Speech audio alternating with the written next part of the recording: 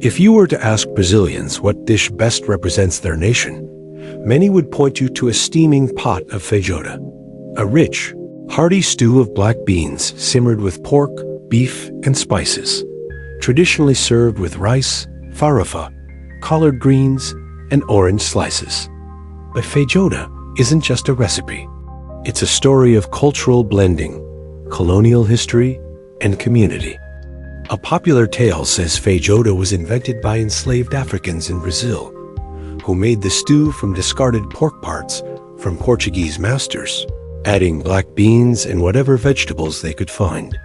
It's a powerful and emotional story, and while it reflects real aspects of slavery's hardships, historians have found that the truth is more complex.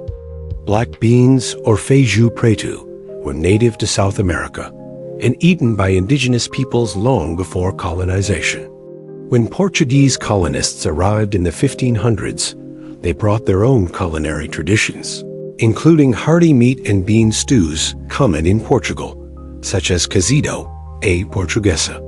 Over time, these traditions blended with indigenous ingredients and African cooking techniques, creating the dish we now know as feijoada.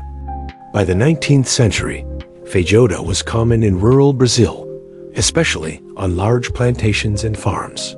It was a slow-cooked meal, perfect for using tougher cuts of meat, and could feed large groups, making it ideal for both laborers and family gatherings. The dish's strength came from its flexibility. Cooks could use whatever was on hand, from salted beef, carne seca, to sausage, linguiça, and pork ribs. Feijoada also became a communal event. In many parts of Brazil, Saturdays are still Feijoada Day, when friends and family gather for hours of eating, talking, and music. The meal's slow pace mirrors Brazilian social life. You don't just eat feijoada, you experience it. Feijoada's rise to a national symbol happened in the 20th century.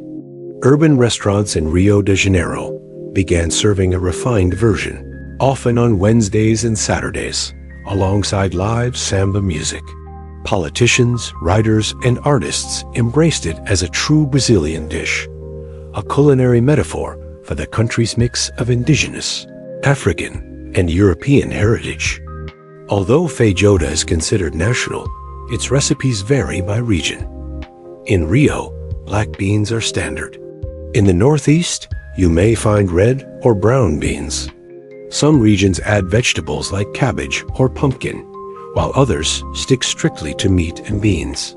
The accompaniments, farofa, rice, collard greens, and orange, help balance the stew's richness and aid digestion. Today, feijoada is more than food. It's served in neighborhood bars, luxury hotels, beach kiosks, and home kitchens. It's a dish for birthdays, weddings, political rallies, and Sunday family lunches. It's equally loved by construction workers and presidents. When you lift the lid from a pot of feijoada, you're not just smelling beans and pork, you're inhaling centuries of history. Indigenous farming, Portuguese colonial influence, African resilience, and the creativity of Brazilian cooks who turned a stew into a national treasure.